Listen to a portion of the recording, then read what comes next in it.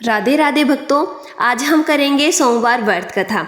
अगर आपको यह व्रत कथा अच्छी लगे तो प्लीज़ हमारे चैनल को सब्सक्राइब जरूर करें और साथ ही बेल आइकन पर क्लिक जरूर करें ताकि आने वाली हर वीडियो की नोटिफिकेशन आप सभी भक्तों तक जरूर पहुँचे। शिवजी भगवान हमेशा आप सभी भक्तों पर अपनी कृपा बनाए रखें। तो आइए शुरू करते हैं सोमवार व्रत कथा।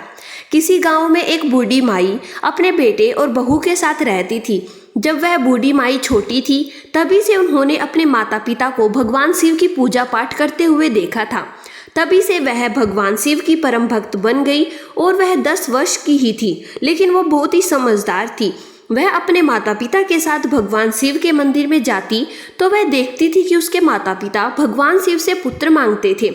एक बार की बात है, उसके माता पिता से मंदिर के पुजारी ने कहा, अगर तुम्हें पुत्र की कामना है तो तुम पशुपति नाथ के नाम से 5 सोमवार का व्रत करो। फिर लड़की के माता पिता ने पशुपति नाथ के 5 सोमवार के व्रत किए और वह लड़की भी अपने माता पिता के साथ पूजा करने लगी। 5 सोमवार पूरे होते ही उसकी माँ गर्भवती हो गई और 9 महीने बाद उसने एक पुत्र को जन्म दिया। इस चमत्कार को देखकर उस लड़की की आस्था भगवान शिव में और ज्यादा बढ़ गई। अब वह लड़की घंटों बैठकर भगवान शिव का पूजा पाठ किया करती थी। अपनी बेटी को पूजा पाठ करता देख उसके माता पिता बहुत ही खुश होते थे। वह लड़की अब पूरे समय शिव मंदिर में बैठी रहती थी। वह घर बुलाने पर ही आती थी। पूरे गांव के लोग अपने बच्चों को उसका उदाहरण देते थे। उस समय बच्चे 11-12 साल के होते थे तभी उनका विवाह कर दिया जाता था।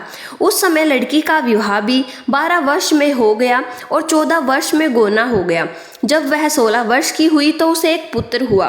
उसका पुत्र 4 साल का हुआ तभी उसके पति की किसी बीमारी के कारण मृत्यु हो गई। उसने मेहनत मजदूरी करके अपने बेटे का पालन पोषण किया और उसे पढ़ाया लिखाया। धीरे धीरे समय बीता और लड़का विवाह के योग्य हो गया।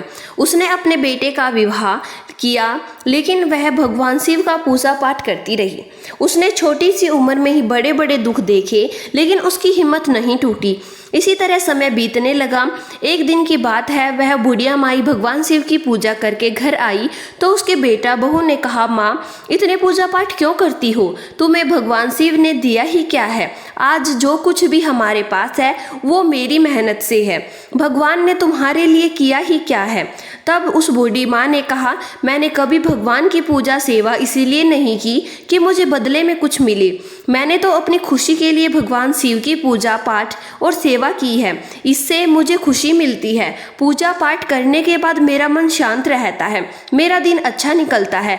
जैसे एक माँ अपने बच्चे का पालन पोषण करती है और बदले में बच्चे से कुछ नहीं मांगती, वैसे अपने भगवान शिव का पूजा पाठ मैंने किया। उस दिन बूढ़ी माई बहुत ही दुखी हो जाती है। उस दिन वैशाख मास का सोमवार था। वह सोचने लगी कि मैंने कभी नहीं सोचा था कि मुझे यह दिन भी देखना पड़ेगा कि मेरे बेटे बहू ही मेरी भक्ति पर सवाल करेंगे। मैंने कभी भी पूजा इसीलिए नहीं की थी कि मुझे भगवान से कुछ चाहिए।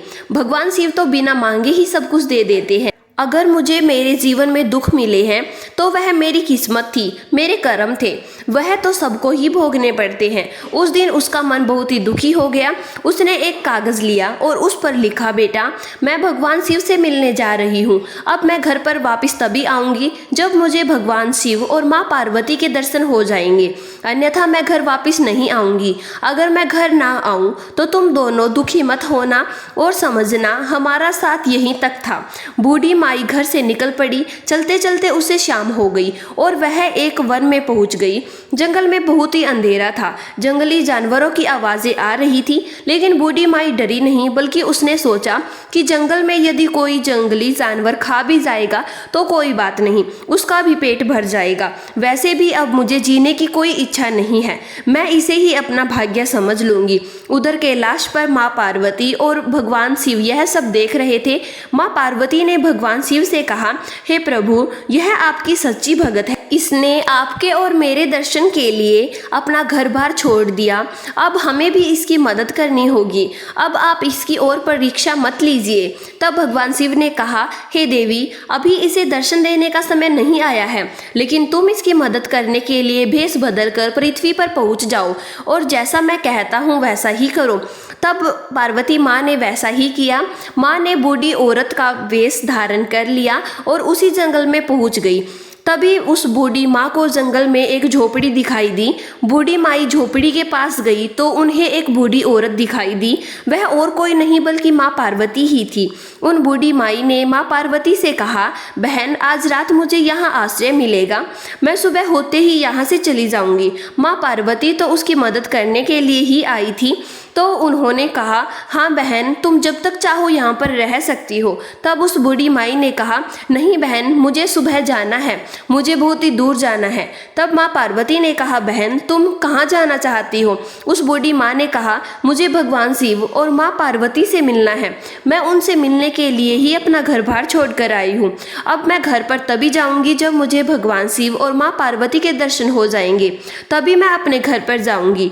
तब माँ पार्वती ने कहा, बहन तो मेरी और तुम्हारी मंजिल तो एक ही है, मैं भी भगवान शिव से मिलना चाहती हूँ, तो तुम भी वही करो जो एक साधु ने मुझे करने के लिए कहा है।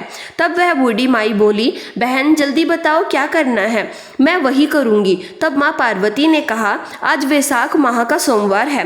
वैशाख मास में कभी कभी तो 4 तो कभी 5 सोमवार आते हैं।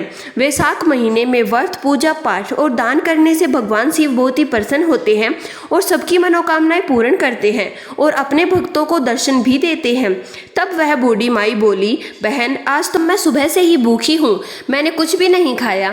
तब माँ पार्वती ने बूढ़ी माई को झोपड़ी में बैठाया और खाने को कंदमूल फल दिए। दोनों ने व्रत खोलकर शिवजी की बातें करते सो गई। सुबह बूढ़ी माई को जल्दी उठने की आदत थी, तो वह सुबह उठी और झोपड़ी के बाहर आई तो उन्हें एक झरना बहता हुआ दिखाई दिया।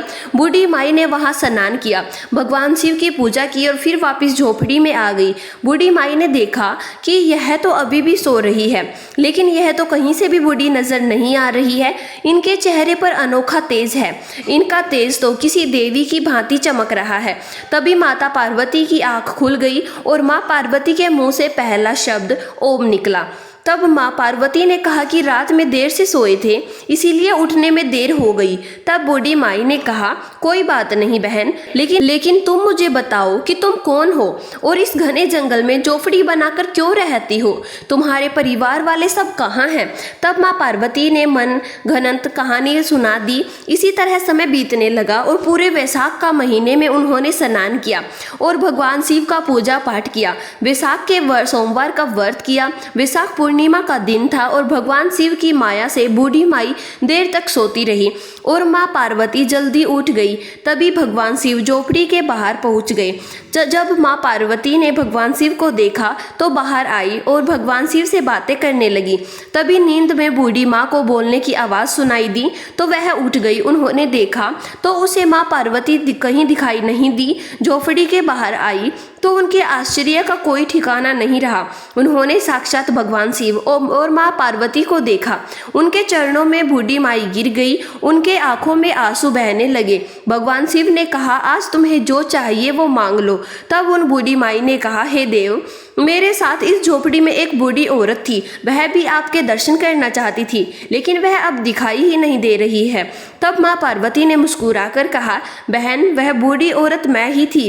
तब बूढ़ी माई ने कहा, हे भगवान, हे माता, मैंने कभी भी आपकी पूजा इसीलिए नहीं की कि मुझे बदले में कुछ चाहिए, लेकिन मेरे बेटा बहू कहते हैं कि मुझे जीवन में दुख के सिवा कुछ नहीं मिला, लेकिन आपके पूजा पाठ करने से जो खुशी मिलती है वह किसी दौलत से कम नहीं है। हे प्रभु, मैं इतना चाहती हूँ कि आपके लिए मेरी भक्ति हर जन्म में इसी तरह बनी रहे, साथ ही मेरे बेटे बहू को सद्बुद्धि मिले ताकि वो भी आपकी पूजा पाठ करे। तब भगवान शिव ने कहा, ऐसा ही होगा। फिर भगवान ने बूढ़ी माई से कहा, तुम एक क्षण के लिए आंखें बंद करो। तब बूढ़ी माँ ने आंखें बंद कर ली। जब आँख खुली तो उन्होंने खुद को अपने चरणों में पाया। उनका टूटा फूटा घर अब महल में बदल चुका था।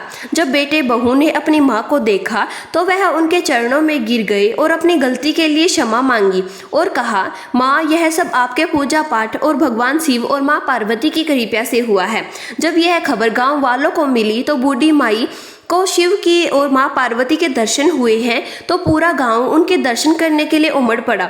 जब उस नगर के राजा रानी को इस बात का पता चला तो वे भी उनके दर्शन करने के लिए आए और फिर राजा ने नगर में ढिंढोरा पिटवा दिया कि सभी को वैशाख सोमवार का व्रत करना चाहिए, भगवान शिव की पूजा करनी चाहिए, पीपल और आंकड़े को सींचना चाहिए। ऐसा करने से घर में सुख समृद्धि आती है। तो भक्तों बोलिए शिव भगवान और माँ पार्वती की जय।